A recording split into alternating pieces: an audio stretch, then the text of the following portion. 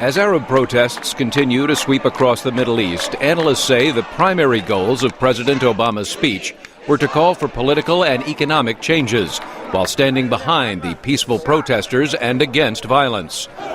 Referring to the uprisings in Egypt and Tunisia, Mr. Obama noted that so far this year, 2 leaders have stepped down in the region and said more may follow as demonstrators demand their basic rights.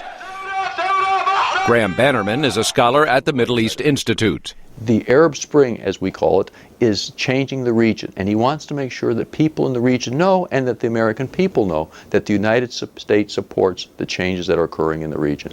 Mr. Obama announced financial incentives to support modernization and stability in Egypt and Tunisia. That brought a positive reaction from Dahlia in Cairo. He understands what we're going through. He's trying to do his best. President Obama says the people of Syria have shown their courage in peacefully demanding a transition to democracy, while the government in Damascus is brutally cracking down on the protesters.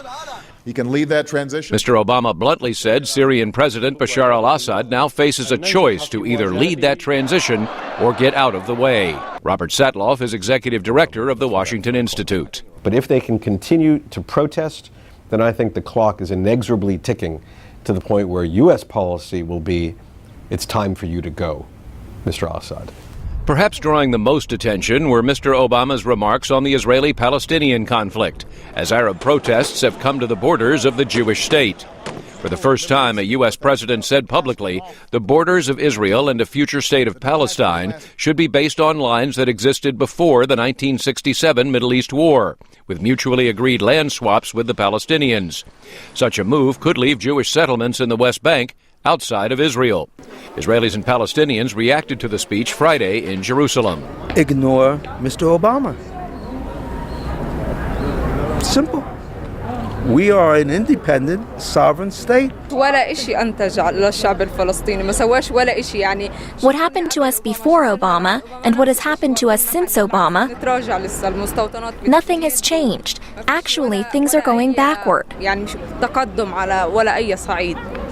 Obama also called for the full withdrawal of Israeli military forces from the West Bank. Analysts say being so specific about sensitive issues in the Israeli-Palestinian peace process could draw attention away from his overall message of supporting peaceful change.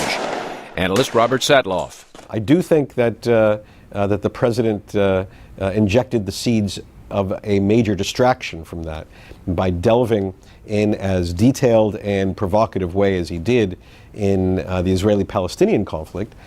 As the Arab uprisings continue to transform the region, analysts say President Obama's strategy will likely evolve over time. They say the U.S. and other countries will have to adapt their policies to reflect the changes continuing to roil the Middle East.